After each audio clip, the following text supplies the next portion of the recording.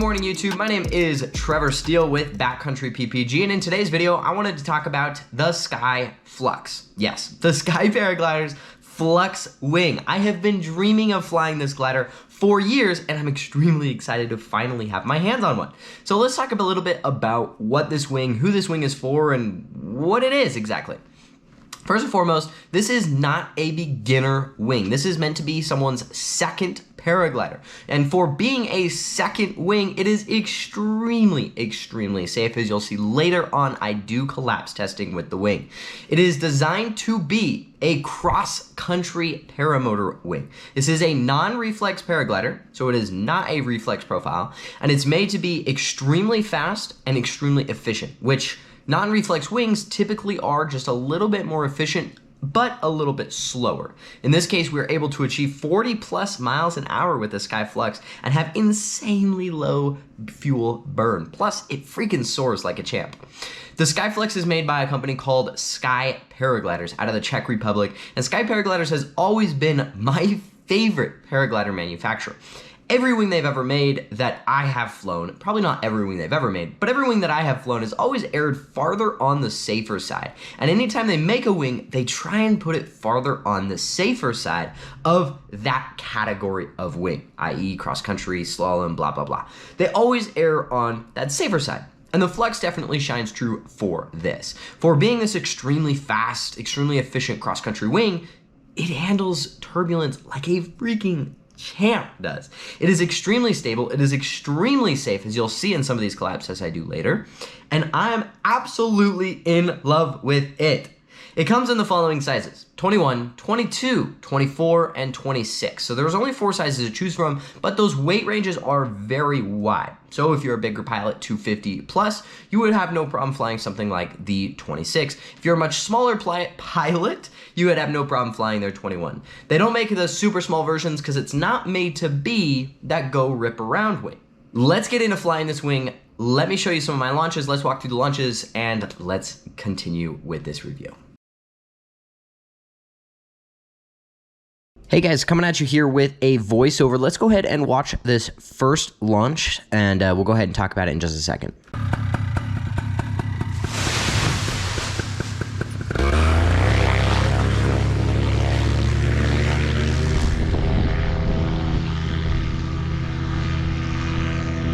Okay, so if we take a look at that launch again, one thing that we are going to notice is that even though it came up sideways, when it got above me, I was able to make an easy, gentle correction and get it above me without like whip stalling it out of the sky.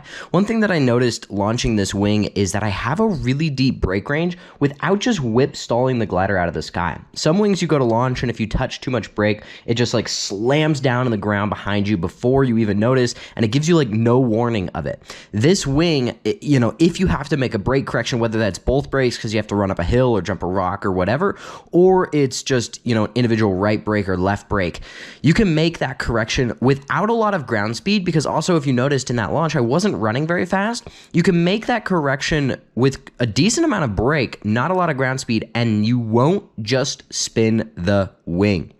Another thing I'll also mention on this launch is I didn't warm my motor up or run my motor up right before I launched. Pro tip, I always recommend you run it up right before you launch. That way you don't have any lag like I did in this. And you can notice as soon as it spun up to full power, I pretty much popped right off the ground. Like this wing, the thing that's blown me away, and the reason I'm really loving taking it and landing on mountains, which I did do the other day, I just happened not to film because the GoPro died, is that it picks you off the ground super fast. And it makes lift really fast as well. You don't have to run like 30 miles an hour before you get any lift with this wing. As soon as you hit that power band, as soon as you slam down that throttle and you make it about 5 steps forward, you've already got enough lift that if you've got to jump over a rock or over a ravine or over a bush or whatever it is, you know, you have more than enough energy in that wing and more than enough speed, which is super nice. Like when I landed on the top of the mountain, I didn't have to like run forever to get off of the side. So let's look at the second launch here. Okay guys, so in this second launch, one thing that I was really trying to do is I was trying to run as slow as possible. We had very, very, very little wind. And the thing that I really liked about this wing is that when it got above your head, it stayed above your head. And it also was easy to get up there. Like if you rewatch this clip, you'll see like that wing just pops above your head with very minimal effort. It's not one of those wings that like you have to run really freaking hard to pop above your head, and then if you touch any brake, it falls. It's not that. It's like so nice that it comes flying up above your head, and once it gets above your head, it wants to stay above your head. Because some wings might pop up easy, but they just slam down behind you unless you immediately get ground speed. This wing, as soon as it's up above you, you can get into those brakes. You can touch the brakes as needed. You can run. It's easy. It's gentle. It's smooth. It's beautiful. Let's look at that third launch. All right, guys, if we watch this third launch, you'll see, again, I'm trying to run really, really slow. It kind of lagged there in the center, no big deal, came above, I was able to stop it, and I popped off the ground super freaking fast. That is the thing that I will note about this wing more than anything else. Because of how efficient it is, because it's made out of a traditional profile, not a reflex profile, and it's made to be very efficient, you get off the ground with this sucker so freaking fast. I mean, it just pops you off the ground. With or without brake, it don't care. It's ripping you into the sky.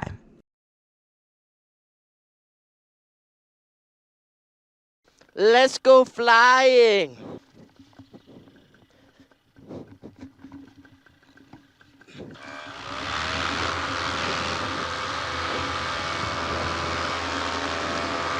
Woo! Well, alrighty, guys. We are up here. I'm gonna do my best to explain and transmit what it kind of feels like to fly this wing, how it handles, you know, what it feels like through the turbulence, what all that stuff feels like, to the best of my ability. I'm also gonna go out over the water. I'm gonna do some collapse tests, and I'm gonna just show you how this sucker handles when you do collapse it. So first, let's talk about how this sucker just feels in the air. One thing I gotta say is this wing feels so freaking solid in the air. It just feels rock solid. Like, I've never felt any nerves. I've never felt any stress or anxiety flying through bumps. I mean, the sucker just feels like a rock solid wing, which I absolutely love. The other day I took it on like a 50-mile cross-country flight. I flew all the way to that mountain right there, and then back, and then I actually landed on the top of that mountain over there, which I might try and go do again today if I have the right weather conditions. But through the turbulence, trims out, just hauling butt, cruising way freaking fast at like 40 miles an hour. Got on over there, never felt the need to touch the brakes, just cut through the turbulence like a freaking champ. You know, one of the things with Sky Paragliders that I mentioned earlier in the video is like they've always made really safe wings. They always err on the safe side. And I'm a big fan of that because I like most people, I don't want to get hurt. You know, I don't want to fly something that's going to kill me. I want to fly something that's going to keep me nice and safe.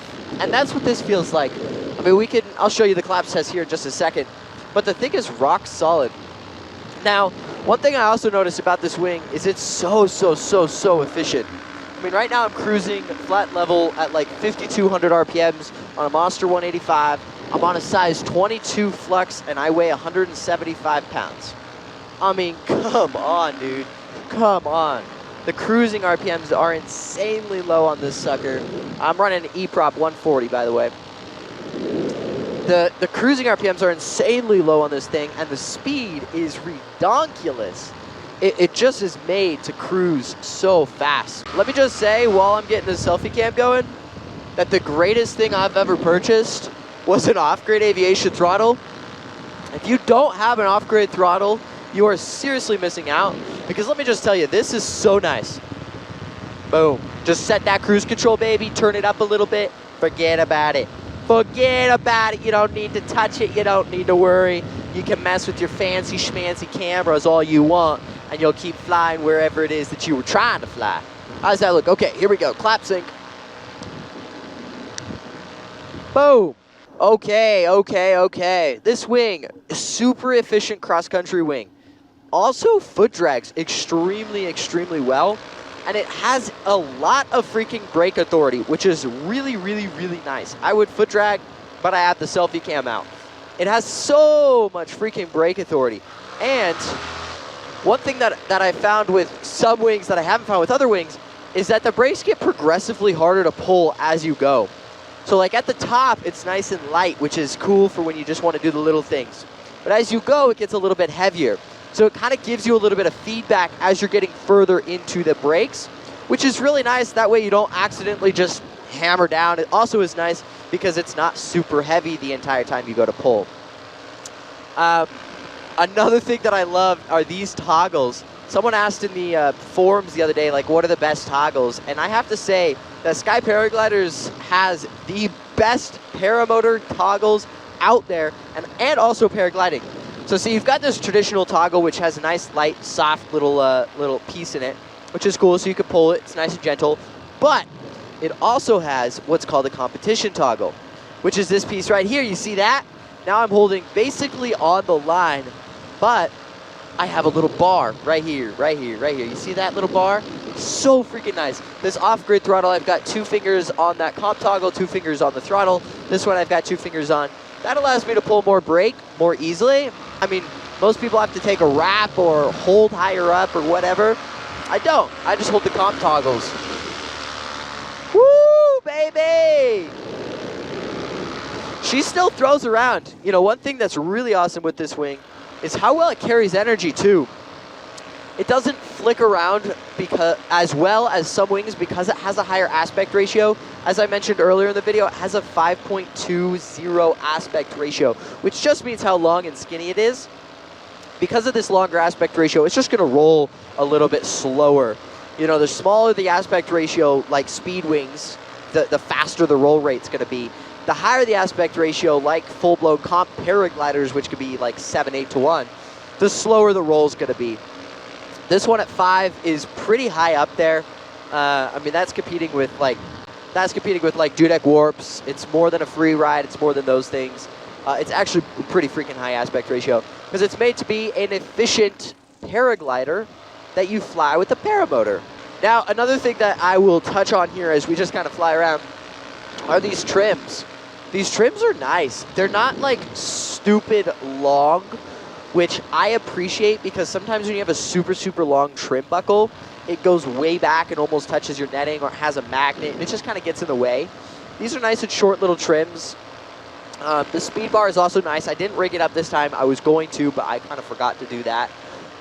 The trims are nice and easy to push. They also hold really well, and they have this nice, cool red color to them, which just adds a little bit of extra flair to the riser. It doesn't have any like notches in it or numbers like 1, 2, 3, 4 or whatever, which sometimes I wish that all trims came with that. The pro to that is that it's easier to find an adjustment. The con to that is that it sticks. You know, you go and you try to let it out and it catches sometimes, which isn't the end of the world, but it does do that every now and then. Man, that mountain is just calling my name. See, one thing that I love about this wing is it really matches up with my style of flying. You know, as much as I love to yank and bank and crank and spank, I really love to go up into the mountains. I love to paraglide with the paramotor. I love to go look for the thermals. I love to go look for the, you know, the ridge lift and the all of that kind of stuff. I love to go for the long flights and cruise up through the mountains and land. Just the other day, I landed up on that mountain with this wing. And even landing at 7,000 feet, I just had so much freaking flare authority. It was such an easy landing.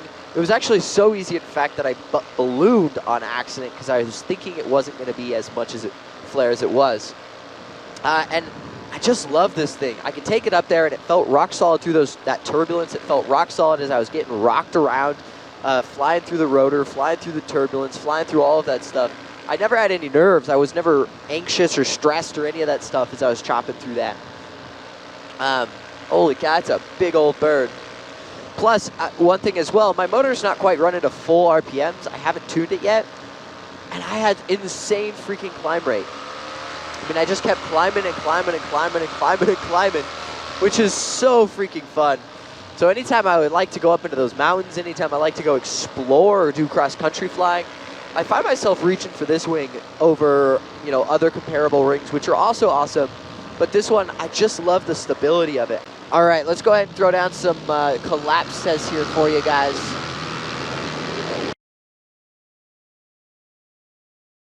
Okay, so first and foremost, let's do an asymmetrical. I don't have any brakes in my hands. Let's see how it does. Not too bad, not too bad. I didn't lose very much altitude. I maintained the same throttle setting I was at. It also didn't turn me. It tried to kind of dive over there, but it maintained a straight heading, which is super awesome. I'm gonna climb up just a little bit higher. Okay, so I'm gonna let go of the throttle. Let's do another asymmetrical here. No brakes in my hands, just like last time. Kind of surges forward, takes a bit of a tip collapse, but that's not the end of the world. Let's go ahead and throw down a left side here. Just counter weight shifting, surges forward, small little additional collapse, no big deal. Again, that is no brakes in my hand. I'm gonna go ahead and put the brakes in my hand and go for a full frontal here. So here's a full frontal.